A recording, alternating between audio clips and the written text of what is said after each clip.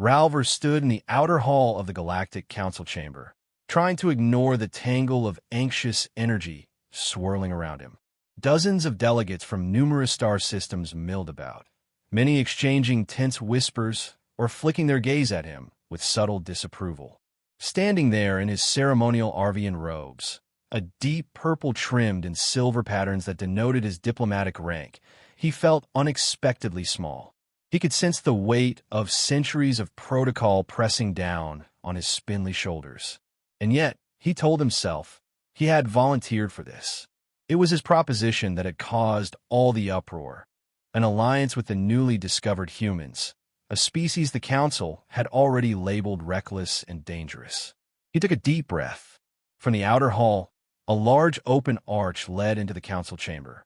Through that arch, he could see tall columns made of translucent material that refracted shifting hues of light.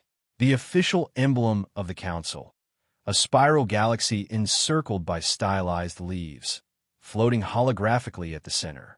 Delegates were taking their assigned seats in a wide circular formation, each occupant representing an entire civilization, or in some cases, a collection of worlds. Ralver swallowed hard. He was an Arvian, and Arvians valued calm, yet he could feel his nerves fraying. He was about to push a radical idea in front of some of the most influential leaders in the galaxy. And if he failed, not only would he ruin his own career, but he might also doom entire worlds. He entered, trying not to flinch at the stairs. The delegates from the Raish Quadrant were stationed on tall, gravity-defying perches, shimmering wings folded behind them.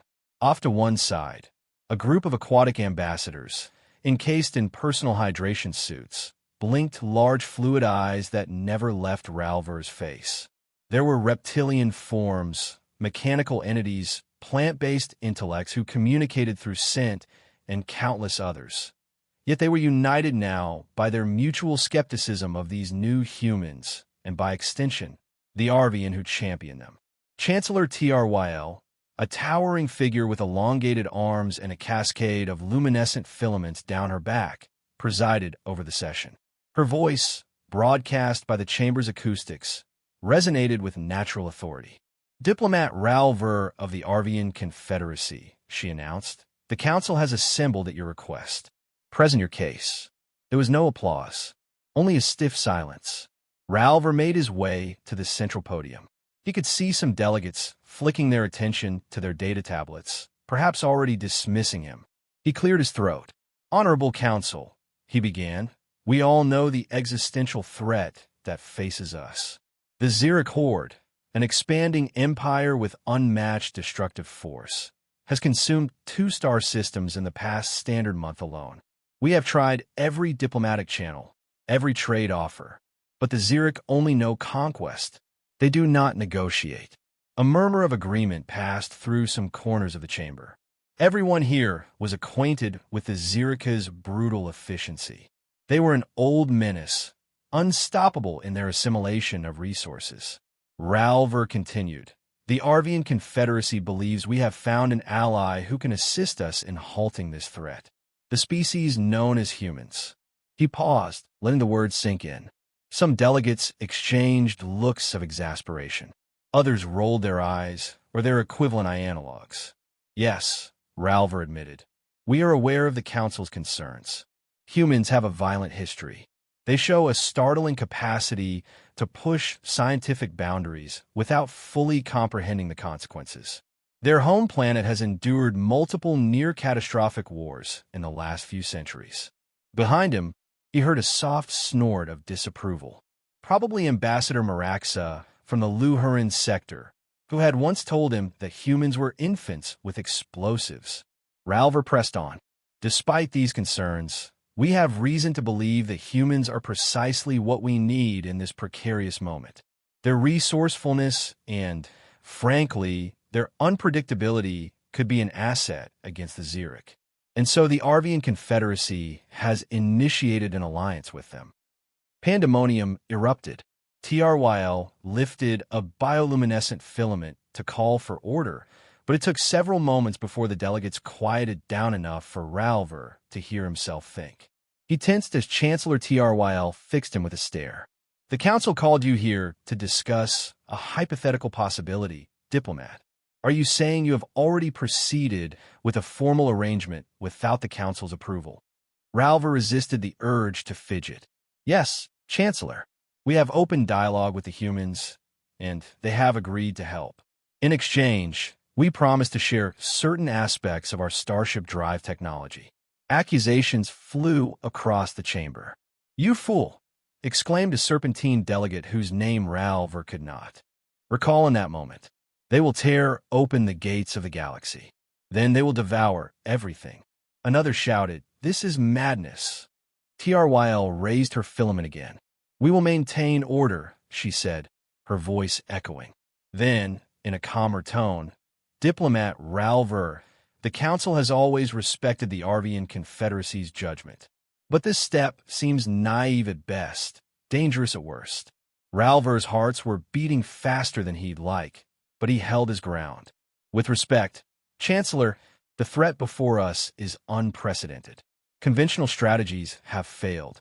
If the humans have a chance to bring a new perspective or new technology, can we afford to dismiss them?" He realized then that the tone of the room was turning more hostile. But he had expected it. People fear the unknown, and humans were the biggest unknown of all. He bowed his head and stepped back, knowing that the discussion would continue with or without him. He had said his piece. Now it was up to the council to deliberate. By the time the session ended, he had been called reckless, misguided, and yes, naive. Still, no final resolution emerged. The council decided to reconvene in 2 days. Rumor had it they planned to summon the human delegation for an official hearing, which would be the first time any humans had set foot in the council chamber. As the delegates dispersed, Ralver stood alone, feeling an odd mixture of anxiety and exhilaration.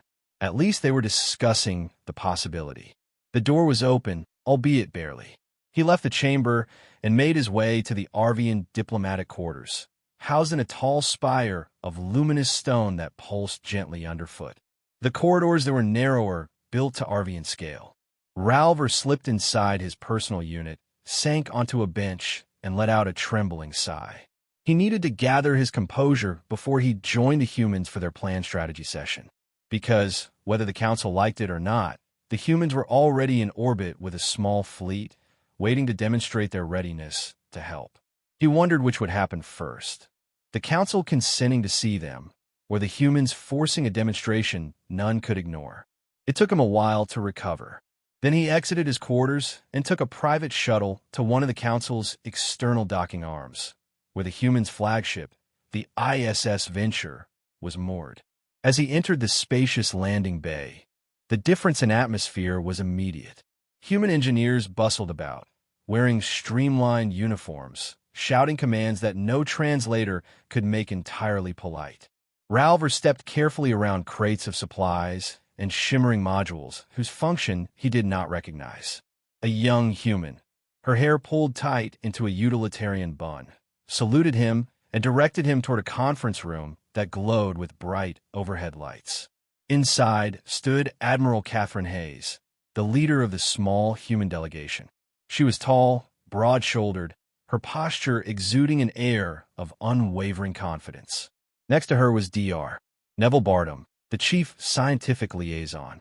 He was much shorter, eyes sharp behind rectangular lenses, a certain quiet intensity radiating from him. Around a central hollow table, a few other human officers conferred in hushed voices. When Ralver stepped in, Admiral Hayes turned to greet him with a brisk nod. "Diplomat Ver, how did the council session go?" Ralver hesitated, then sighed. "Exactly as I expected. They're alarmed, suspicious, and they think the Arvians have made a terrible mistake trusting you. But they haven't shut us down entirely. They want to see proof that you're not as destructive as your history suggests." Hayes's lips twitched in a half-smile. "Well, we did bring some demonstration weaponry. Perhaps we can show them what we can do in a controlled environment." Dr. Bartum shot her a look. "We should be cautious," he murmured. "If we create an incident, we'll only reinforce their fears." Hayes shrugged. "We can't just wait around for them to decide. The Xeric aren't sleeping. Every moment we waste, more systems fall under their control." Ralver rubbed his neck, with the Arvian mandibles connected. They'll be calling you to the council soon enough. Just try not to do anything that suggests you're planning on tearing the entire star cluster apart. She gave a soft chuckle. We'll do our best. In the meantime, we've got some work to do on a new prototype. You want to see it, diplomat? He nodded, trying not to show his apprehension. He couldn't deny the flicker of curiosity. From what little he knew of humans, they rarely hesitated in pushing science to its limits. That was precisely why the council feared them. And it might be precisely why they could stand up to the Xeric. Balancing that tension would be a difficult dance indeed. 2 days later, Ralver stood again in the council chamber. This time, the humans were there with him, flanking him in their crisp uniforms. The room was even, more crowded than before. Delegates lined the circular rows, some perched above in balconies. Anxiety crackled in the air. At the center dais, Chancellor TRYL waited, her filaments glowing in subdued pulses. Admiral Catherine Hayes, DR. Neville Bartum, representing the species known as humans, TRYL intoned, "The Council grants you audience. Be aware that these proceedings are recorded and subject to Council law." Hayes stepped forward, saluted in a distinctly human fashion. "We appreciate the opportunity, Chancellor, esteemed delegates." Her voice carried well, calm and composed. "Our worlds have learned of the threat posed by the Xeric Horde. We believe we can help defend against that threat. In fact, we believe we have a plan that might do more than just slow them down." Hushed murmurs traveled through the rows. Some delegates listened intently. Others appeared hostile, arms folded or alien eyes narrowed. TRYL gave a curt nod. "We have examined your history. We see, time and again, your capacity for violence. Your own planet nearly destroyed itself multiple times. Why should we trust you not to unleash devastation upon us all?" Hayes bowed her head slightly. "Human history is indeed turbulent, but precisely because we have faced dire crises, natural disasters, global conflicts, near-planetary extinction events, our species has developed a remarkable adaptability under pressure. We don't claim moral superiority. We do claim creativity and resilience, especially in the face of overwhelming odds." DR. Bartum added, "We have studied the Xeric's approach. They are relentless, supremely organized, and they rely on a hive mind that coordinates their entire population for war and conquest. But they also face a significant vulnerability. The same psionic network that makes them so unified can be disrupted. We're on the verge of completing a technology that can scramble their hive mind communication, if only for a short duration."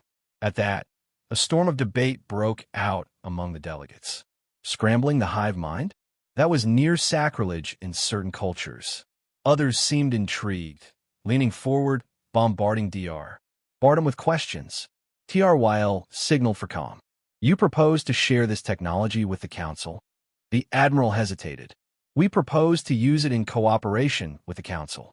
The details of how that might work remain delicate, but we are prepared to coordinate with any species willing to stand against the Xeric."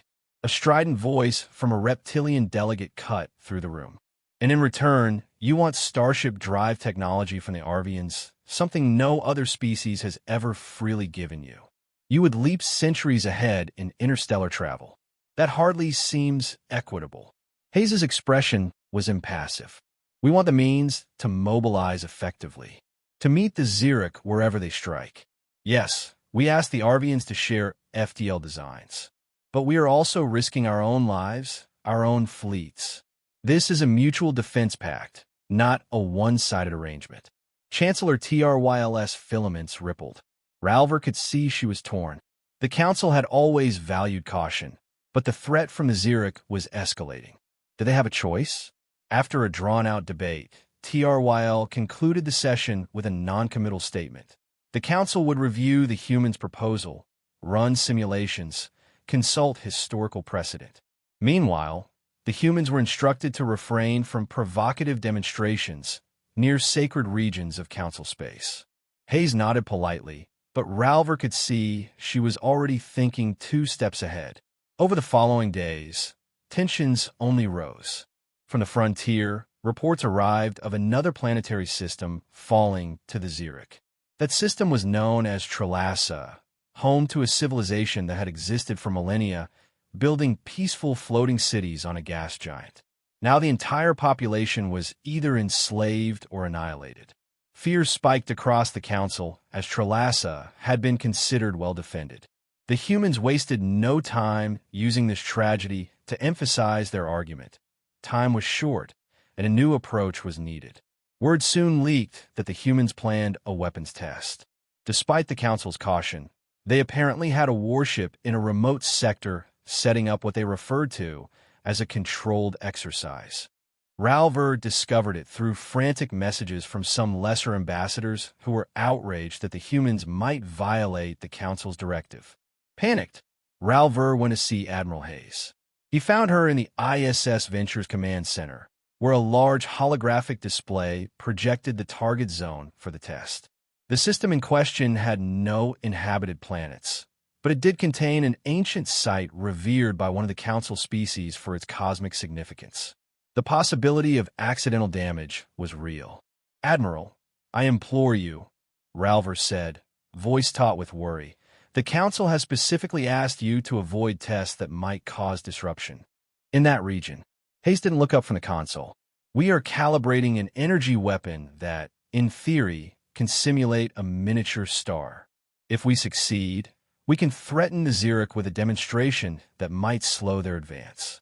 The location's unique gravitational and radiation properties are ideal for these tests." Ralver rubbed his forehead. "And if something goes wrong?" Her mouth set in a determined line. "We'll handle it. Doing nothing is riskier. The council can debate for another decade, but we're out of time." She gave the order. The warship initiated the test. Days later, the entire council was in an uproar because the miniature star had flared larger than predicted, causing a gravitational ripple that interfered with subspace communications in 3 neighboring sectors for hours. The region's inhabitants were furious, chanting that humans had no regard for local sanctities. Protest messages flooded in. Ralver was summoned before Chancellor Tryl. He was chastised for his inability to rein in his allies. In turn, Admiral Hayes found herself called into a special session where she stoically listened to the accusations of recklessness. Once the council had finished venting, she gave a calm apology. Humans could be quite polite in a formal setting when they chose, and pointed out that no irreversible damage had been done. But Ralver recognized that the council's trust, already tenuous, had been further eroded. Around the same time, Dr. Bardem approached Ralver with a quiet urgency. "I need to speak with you about the Xeric. My team has uncovered some data that might change our entire strategy." He led Ralver to a makeshift laboratory the humans had assembled in a borrowed docking bay. "There, Dr. Bardem showed him readouts from psionic scanners that had picked up faint signals at the edge of known space. "We suspect the Xeric are conducting large-scale mental conditioning of newly captured populations. They are experimenting, possibly searching for a breakthrough. Every species they consume, they glean scientific and cultural knowledge from." Ralver felt a chill. "They're not just conquering for resources, are they?" Bardem shook his head grimly. "No. They seem to be systematically hunting for some higher dimensional concept, something that might allow them to ascend beyond physical constraints. And each new conquest brings them a step closer to that puzzle." Images flickered, showing patterns of psionic energy. "If they solve it," Bardem added, "they could become unstoppable. They wouldn't just control star systems, they might transcend normal defenses entirely." That same evening, Ralver brought the data to the council. The reaction was a wave of alarm, but there was also a sense of renewed attention to the human's perspective. Perhaps these destructive, impulsive Earth-dwellers had found a key insight. And so, while the criticisms didn't vanish, a section of the council began to say, "Let them proceed with their research. If it can disrupt the Xerica's hive mind or prevent them from achieving transcendence, it might be worth a risk." And risk, it seemed, was never in short supply when it came to humans. Barely a week after the council had given them cautious approval to continue refining the psionic disruption technology, urgent reports flooded in. A Xeric strike force had bypassed the usual patrol routes and was headed straight for an Arvian colony. The Arvians, known for their advanced starship drives, had not spent much effort on planetary defenses, believing speed and mobility were their best deterrents. It turned out the Xeric had calculated precisely how to corner them. Panic spread in the council. The Arvians, reeling at the prospect of losing a major colony, pleaded for immediate help. The rest of the council was torn. Some species had no interest in intervening, preferring to protect their own regions.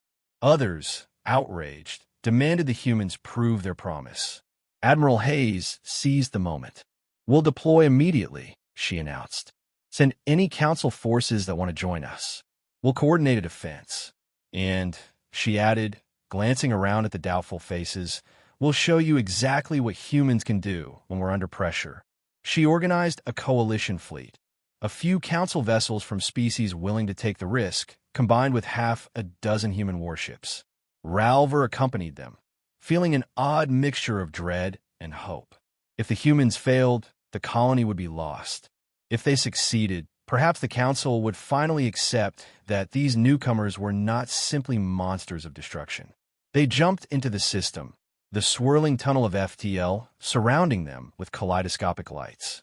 On emerging, they found the colony's orbit beset by Xeric craft. The enemy ships were sleek, organic-looking, their hulls black as obsidian. They responded to the coalition's arrival with immediate aggression, forming a blockade.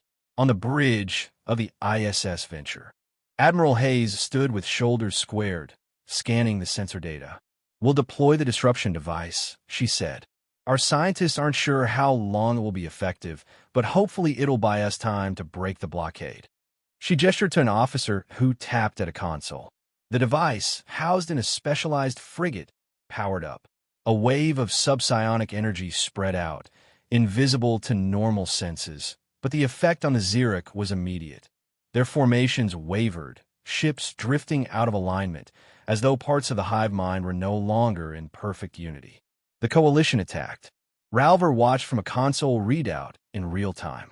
The combined fire from the humans and a handful of council ships inflicted far more damage on the Xeric than had been thought possible. It was working, but then the Xeric rallied, demonstrating a shocking adaptability. Their ships shifted tactics, ignoring the most heavily armed vessels and swarming the frigate that emitted the disruption wave. Within moments, that frigate came under brutal assault. The humans scrambled to protect it, but the onslaught was too intense. An explosion lit up the blackness of space. The disruption wave fell silent. Now the Xeric regrouped. They hammered the coalition with savage efficiency. A council corvette was obliterated in seconds. Then a human destroyer lost life support. Admiral Hayes barked orders, her eyes flaring with something like controlled desperation. "Fall back, coordinate. We still have a chance." She commanded another warship to attempt a second device activation from the Venture itself. "DR." Barta manned the controls, but the range was limited. "I can't project as far," he said through gritted teeth, "but let's see what we can do." A smaller wave of disruption flickered out, enough to cause partial confusion among the nearest Xeric vessels. The coalition seized that opening, raining fire upon them. More explosions followed, but the Xerica's numbers were formidable. The Arvian colony below took hits from stray bombardments. Ralver's hearts felt as though they might burst at the thought of thousands, perhaps millions, of innocent Arvians on the surface. Then the humans played a trump card none of the council ships had expected. One of the human carriers, the ISS Horus, launched a massive, heavily shielded craft that glowed with an eerie light. Ralver could hardly interpret the sensor readings. It seemed part machine, part living tissue. There was speculation among the council that the humans had developed a form of living warship through extreme genetic engineering. Inside the council chamber, some had whispered rumors that it was an AI-driven abomination, a monster formed by hybridizing human biotech with alien samples. Now here it was, twisting in the vacuum, enormous tendrils of energy rippling across its hull. The monstrous craft charged forward, ignoring standard formations. It unleashed a wave of directed energy, so intense it momentarily outshone the local star. Several Xeric ships disintegrated in an instant. Others veered away, battered by the shock. But the cost was clear. The beast-like warship's energy signature fluctuated wildly, as though it were barely containing its own destructive power. Ralver watched, transfixed, as it tore through the Xeric blockade. The Xeric responded by pouring fire upon it, but it seemed all but unstoppable, forging a path toward the main cluster of the enemy. Finally, battered on multiple fronts, the Xeric ships started to retreat. Their hive mind, evidently uncertain, pulled them back. The coalition had survived. The Arvian colony was still under threat from orbital debris, but the main invasion had been repelled. Cheers erupted throughout the Allied fleet. On the Venture's bridge, Admiral Hayes allowed herself a small smile. Yet the reaction from the council representatives aboard was not purely celebratory. Ralver himself stood slack-jawed, fixated on the monstrous warship still drifting among the wreckage. Was that truly a new apex of human weaponry? Or had it been some horrifying partnership with a biomechanical creation that could one day threaten them all? When they returned to council space, the story spread like wildfire. Humans had saved an Arvian colony from the Xeric, yes, but they had unleashed something that made even the council's bravest delegates shudder. Now, people asked, have we exchanged one unstoppable menace for another? The humans insisted it was under control, but the demonstration left many uneasy. Even Ralver found himself wrestling with doubts he hadn't harbored before. Council sessions became chaotic. Some delegates proposed severing ties with humans immediately. Others argued that the colony's salvation vindicated the alliance. As the debate raged, new intelligence arrived. The Xeric had stopped their advance, at least temporarily. They were apparently regrouping or perhaps analyzing what had just happened. That was unusual for them. Typically, they pressed their advantage. Now they seemed to hesitate, perhaps in fear of the humans' hidden capacities. Word reached Ralver that Admiral Hayes and Dr. Bardem wanted an emergency audience with the council. He arranged it, though with difficulty. When the day came, the council chamber was filled with a sense of anticipation. Hayes and Bardem arrived, accompanied by a slight woman with short hair and wide, perceptive eyes. She wore a scientific badge on her uniform that identified her as Dr.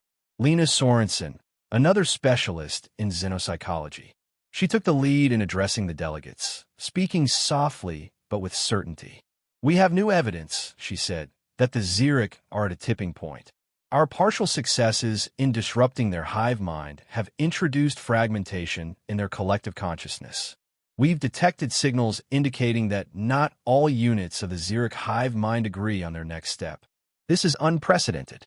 We believe some segments of the hive mind are beginning to doubt the efficiency of direct confrontation with us. The stunned silence in the room was palpable. Doubt? The Xeric had never shown an ounce of indecision or fear. Dr. Sorensen pressed on. The question becomes, what do we do with this? We can press our advantage militarily, or we can exploit the divisions forming within the hive mind to negotiate. Yes, I know how that sounds, she said, raising a hand as protests began. They have never negotiated before, but they have also never experienced partial disruption of their consensus. A stony-faced mechanical delegate from the Asir collective hissed in synthetic timbre. Negotiate? We can't trust them to adhere to any agreement. Hayes answered calmly. We're not suggesting we just hand them a peace treaty and hope they sign. We propose we meet them from a position of strength, making it clear that continuing this war is no longer a guaranteed victory. We also offer something they desperately want: knowledge. The Xeric want to ascend to a higher dimensional existence, or so it appears. There are theories in the Council's archives that might push them forward on that research. An uproar broke out. TRYL pounded a filament on the dais, demanding silence. Admiral, you propose to give them access to advanced theoretical data? That is beyond reckless. Hayes replied, this data is purely theoretical. It's not weaponized technology. Meanwhile, it represents something the Xeric cannot simply steal because they lack the specialized context and subtlety to interpret fully without cooperation. It might persuade them to consider halting their expansion. A heated argument ensued. Some delegates claimed it was better to finish the fight, especially now that the humans' monstrous warship had proven so devastating. Others retorted that continuing war would be unbelievably costly, and the Xeric might yet adapt to the disruption technology. Dr. Bartum offered that negotiations did not mean surrender. They could remain armed and ready to deploy another psionic disruption wave if needed. Eventually, the Council grudgingly agreed to a preliminary attempt at direct negotiations. They set a date and a neutral star system with minimal strategic value. Nobody wanted to host the Xeric in their own territory. The tension was enormous. Rumors flew that if the negotiations turned sour, the humans would unleash something even more terrifying than the biowarship. Ralver, for his part, was designated a primary liaison, given his central role in forging the alliance with humans. The burden weighed on him every waking moment. When the day of the negotiation arrived, the chosen system was quiet and empty, the only significant mass being a brown dwarf star. The Council sent a handful of observer vessels, each equipped with fail-safes to withdraw if things went wrong. The humans arrived with 3 warships, including the one that carried the fearsome living weapon. The Xeric arrived in surprisingly small numbers, a single large command vessel, shaped like a gargantuan black arrowhead, surrounded by half a dozen escorts. Ralver watched through the vantage of the humans' flagship as a shuttle left the Xeric command vessel and approached a docking cradle that had been set up for face-to-face talks. On board that shuttle, apparently, was some sort of voice for the hive mind, perhaps a specialized drone. Nobody knew precisely what to expect. Humans in environmental suits, armed but with visible caution, awaited them at the cradle. Nearby, Admiral Hayes, Dr. Bartum, Dr.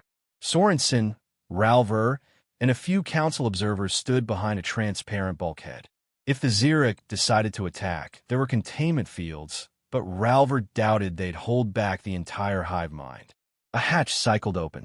Out stepped the Xeric representative, almost humanoid in stature, but its features were smooth and glossy, and it carried an aura that made Ralver's hairless arms prickle. Its eyes glowed with a pale green phosphorescence.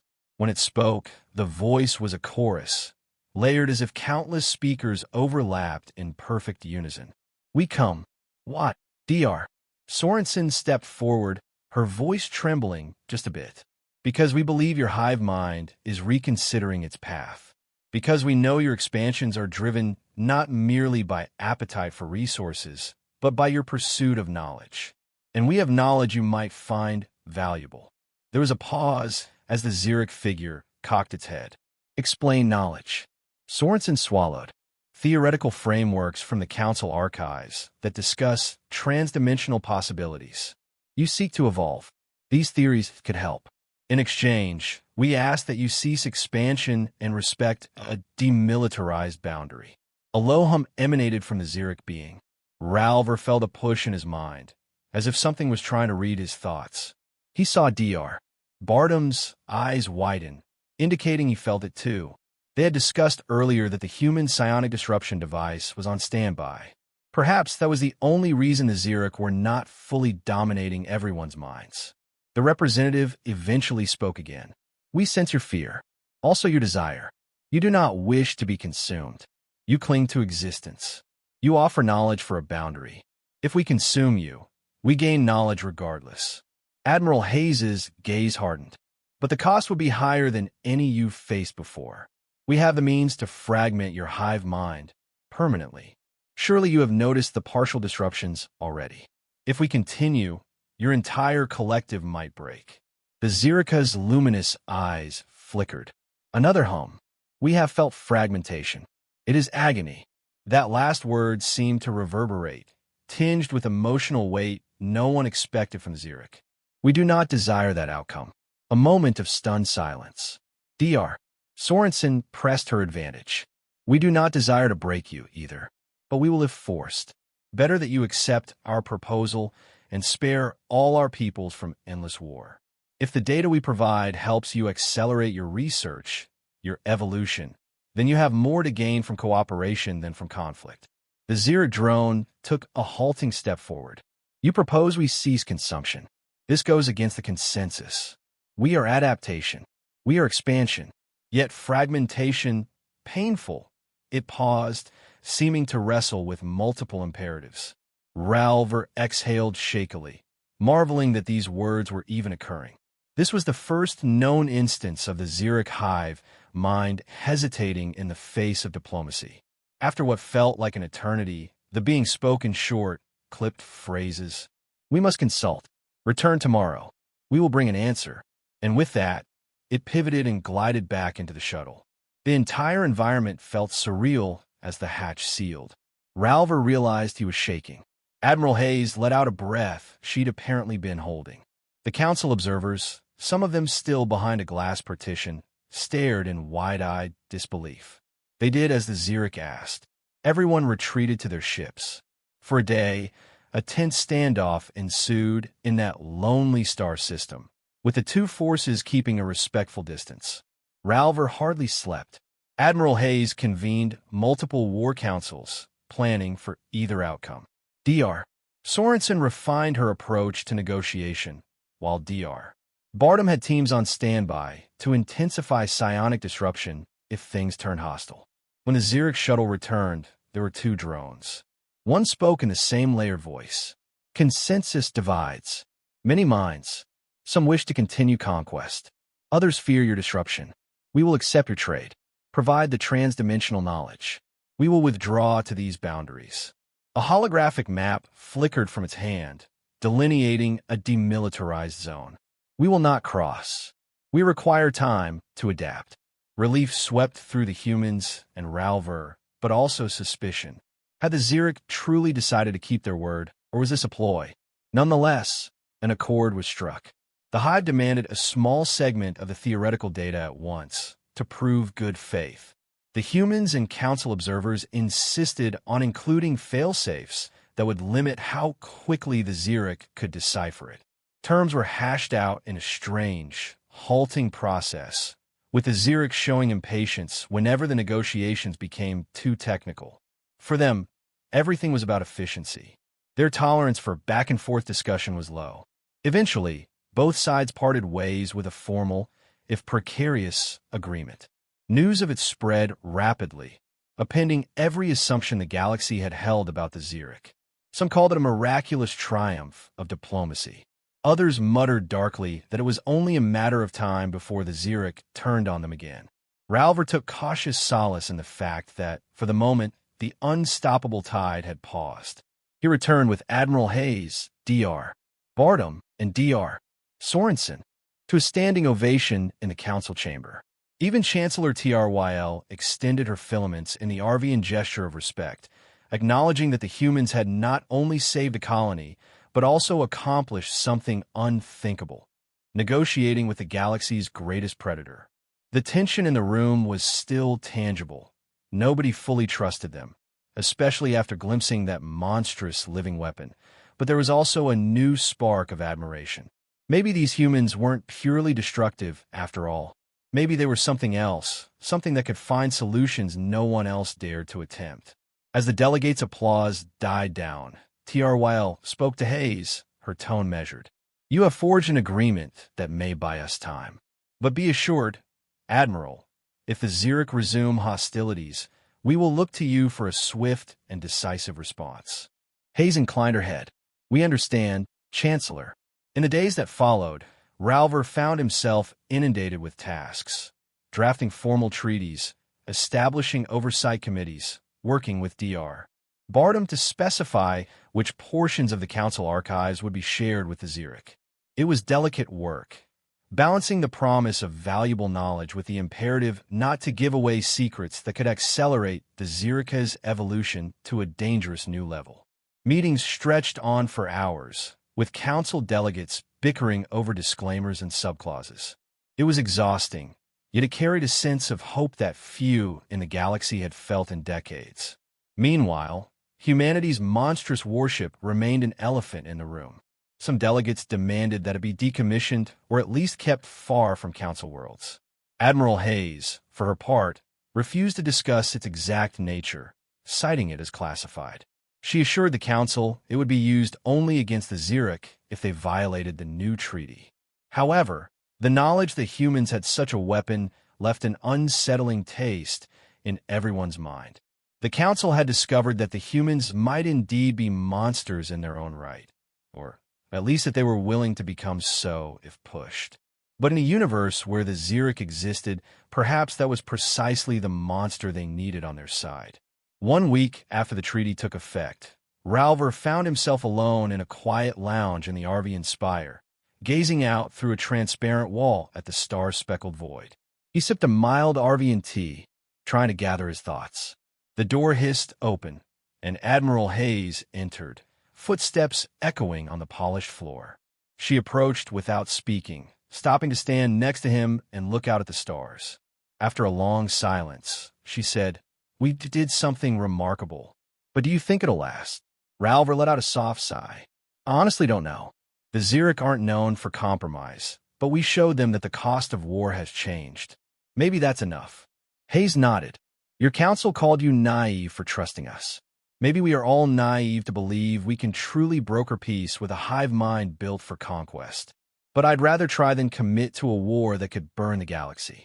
He gave a small hum of agreement. "I've lost count of how many times they called me that. Naive, reckless. But I see now that it wasn't purely foolish. We needed your unpredictability. We needed that monstrous warship, as horrifying as it is, to remind the Xeric we're not easy prey. We needed your imagination." He turned his head, meeting her gaze. "And I think maybe you needed us, too. A voice of caution in your ear, reminding you that sometimes restraint can be powerful." She smiled slightly, a hint of warmth in her otherwise disciplined features. "You might be right." Her eyes flicked back to the stars. "Let's hope we find the right balance. Because if the Xeric do break the treaty, we'll have no choice but to unleash everything we have. And that might change us forever." The two stood there a while longer, silent in the shared awareness that victory could be fleeting. The galaxy had changed in a matter of weeks, and no one could predict what the future held. Perhaps the Xeric would keep to their demilitarized zone and focus on deciphering the theoretical data that the Council had grudgingly offered. Perhaps they would find a path to evolution that didn't involve trampling other life forms.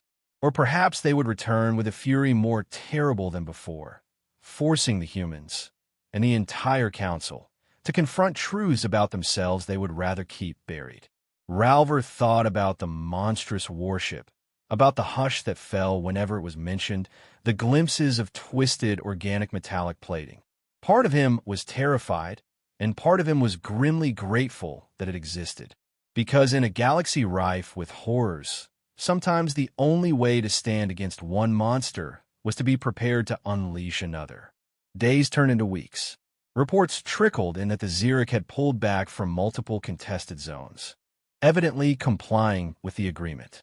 Other news, whispered through back channels, suggested that small splinter groups of the Xeric mind didn't accept the pact and might be going rogue.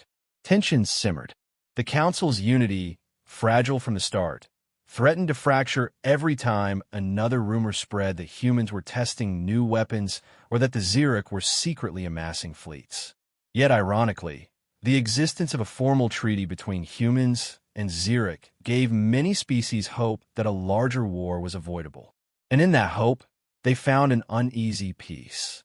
Ambassadors from a dozen star systems began to ask questions about trade deals with humanity.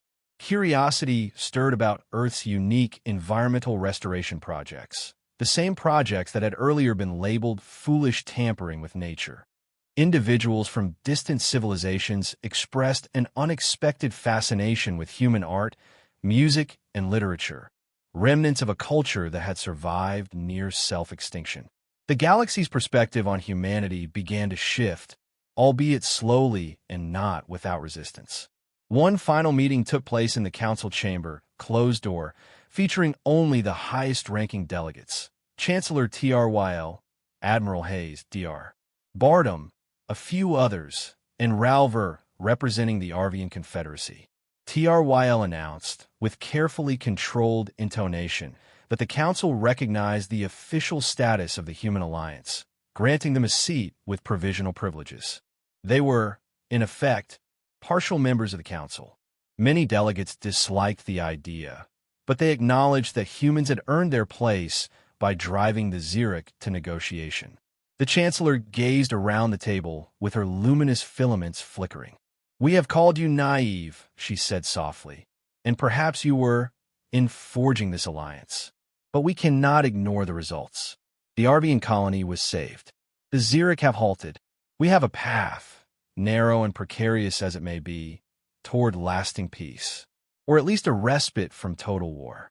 That alone is a historic achievement." Hayes bowed her head. "We appreciate the trust placed in us," she replied. "We'll do everything in our power to maintain stability. And if the Xeric break the treaty, we will stand again." The session ended with signatures on digital documents. Ralver was the last to stand. His gaze traveled across the wide room, stopping for a moment at the central holographic seal, that swirling spiral galaxy. The future was unwritten, but for now, the Council had discovered that humans, naive as they seemed, had a capacity for forging alliances with monsters, and for being monsters themselves when necessary. He recalled the first time they'd called him reckless for even speaking to the humans. Now, the rest of the Council was grappling with a truth he'd glimpsed early on. Sometimes the solution to an impossible problem was an equally impossible gamble. He left the chamber to a hush of subdued conversation, stepping out into a corridor lit by the same dancing, prismatic stones. On an impulse, he contacted Admiral Hayes, inviting her for a quiet conversation over Arvian tea in a lounge overlooking the starscape. He felt a need to speak to her away from the tension of official rooms. She agreed. They met once again in that private lounge, this time with a sense of cautious camaraderie rather than formality. "So," she said, sipping the tea, "we have a lull in the storm. Are you going to tell me that everything will be fine now?" Ralver managed a rueful laugh. "I couldn't say that even if I believed it, but maybe we have a chance. A chance is more than we had before." She nodded, setting the cup down. Back on Earth, centuries ago, we had to learn how to reduce nuclear arsenals, to heal the planet from near irreversible climate collapse, to unify under one banner after countless wars. Our species has never been perfect. We're ambitious, impatient, aggressive, but sometimes that aggression is the only thing that stops a worse aggression. And sometimes that ambition is what drives us to fix what we nearly destroyed. He studied her with thoughtful eyes. "That sums up a lot, Admiral Hayes. Perhaps that's the key to why you've managed to surprise us all. I suppose the big question is what you'll do now with your newfound seat at the Council." She gave a small shrug. "We have plenty of priorities. Finalizing the details of the treaty with the Xeric, continuing our research into psionic disruption. But maybe, with the immediate crisis handled, we can focus on more peaceful collaborations. Exchange knowledge, culture, expand beyond being the galaxy's crazy new species with the big guns. We do have more to offer than that, you know." Ralver smiled faintly. "I look forward to seeing it. For now, if you'll excuse me, I have a mountain of reports waiting for me." He stood, extended a formal Arvian gesture of parting. Admiral Hayes returned the courtesy with a crisp nod. Then, with that quiet sense of shared understanding, they parted ways.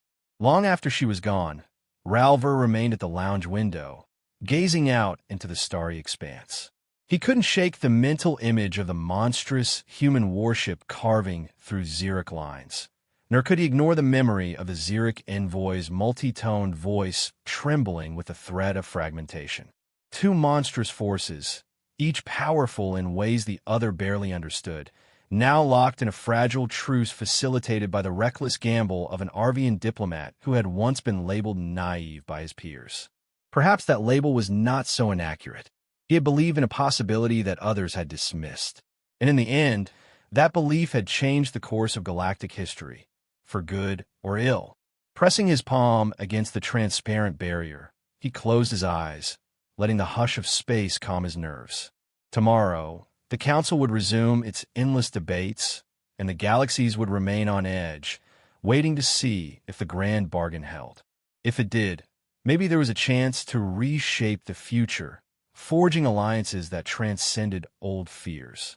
If it didn't, the monsters they had bargained with, both the Xeric and the humans, would meet again in a storm that could tear civilization apart.